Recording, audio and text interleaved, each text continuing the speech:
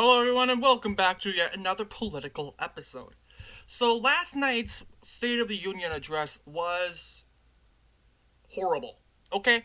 And it's not that the president did a bad job addressing. I think we know what went wrong. And we can all, as Americans, we can agree what made wrong.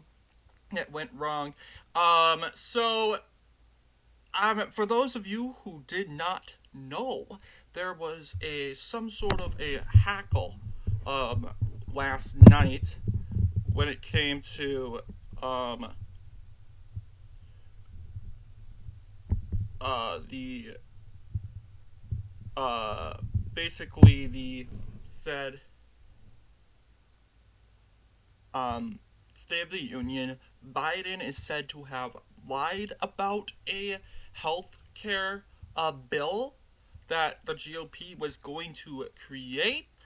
The House Speaker, Kevin McCarthy, and um, pretty much all of GOP is saying this doesn't even exist. I have no remarks about Democrats about this bill, if it's true or not. It's a conspiracy. And, alright, so I'm kind of going to debunk this a little. Should have the president brought this conspiracy up on the State of the Union address? No, because it's the State of the Union address. We as Americans are coming together, and we are, as Americans, and we are discussing, all right, what went wrong and what went right. And we applaud the current administration for the jobs they did right, and we applaud the administration for the jobs they did wrong. I don't think we applaud. I didn't mean to say applaud. Excuse me. Um, we just so and with Biden brought this up. Brought this um brought up. Basically is being accused by pretty much the whole party of Republicans by making up a lie about healthcare.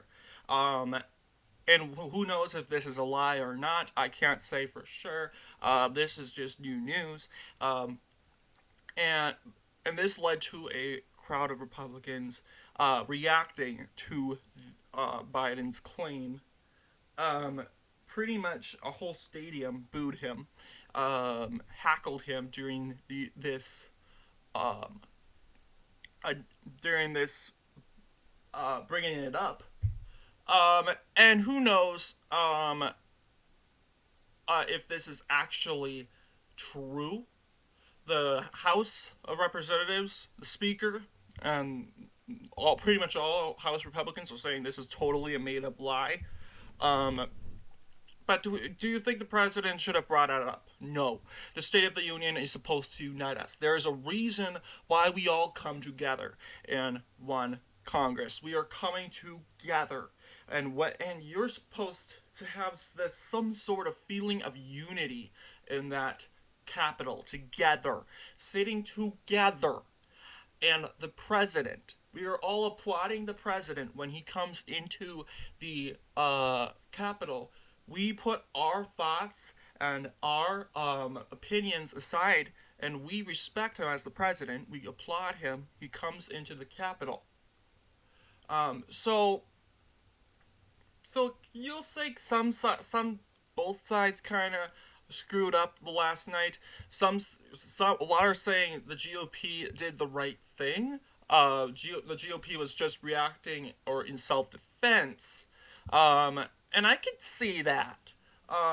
Let's just say, how would I feel if was to stay silent and a whole crowd went and testified against me, and I was not able to state if that was true or not.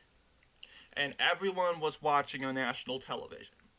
So, so right now both sides are kind of getting a lot of backlash. Technically both sides did the wrong thing. Republicans have um, shouldn't have made a big skedaddle, a big um, a big interruption about it. Um, did I do think, I mean, McCarthy, he does have the right to express his emotions while on the stage. All he did, he didn't interrupt. He just shook his head. Let's and Nancy Pelosi did the same thing. She shredded up Trump's speech. So I and the only thing, yeah, maybe Republicans shouldn't have they shouldn't have made a big deal about it. Like getting upset, getting reactive. They could have, after the address, they could have done all this.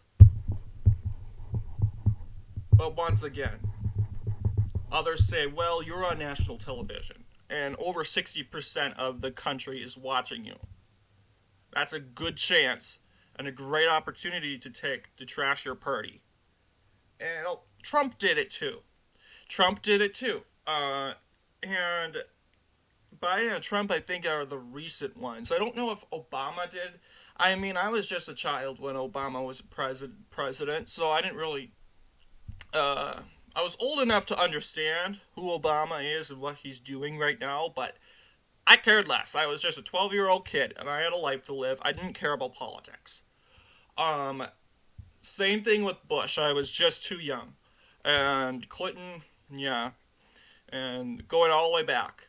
And I'd say during the Roosevelt era, and the Reagan era, and even Reagan era, I'm going to say Roosevelt. He's the president that really united us because we were in an era of complete war and desolation. We thought this was the end of the world. This surely had to be the end of the world.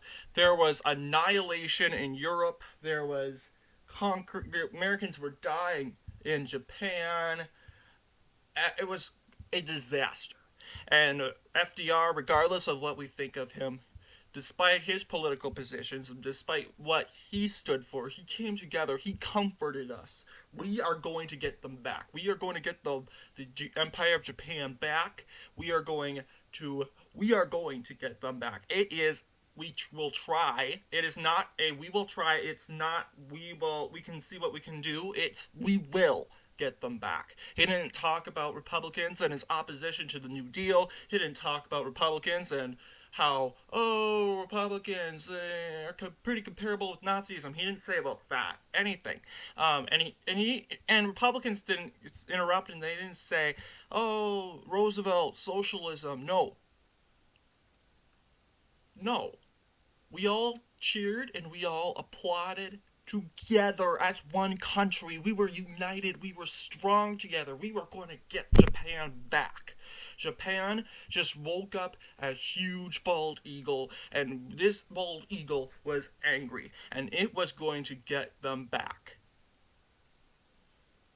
That was probably the best State of the Union address ever, to be honest with you, because we were united, we were strong together, we weren't booing, we were cheering.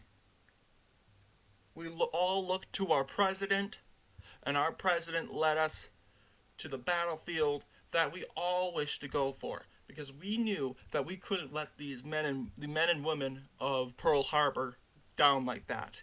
We cannot let them die. We cannot let them be forgotten. We have to fight for them. They are uh, they are well desirable, and they were serving in the line of duty. Funeral is just not enough. Putting the flag over the casket is not enough. You have to win for them. Anyway, what do you guys think about this?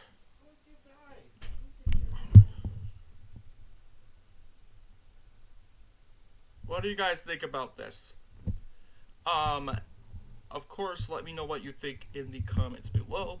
Please be respectful, and I'll see you guys in the next political episode.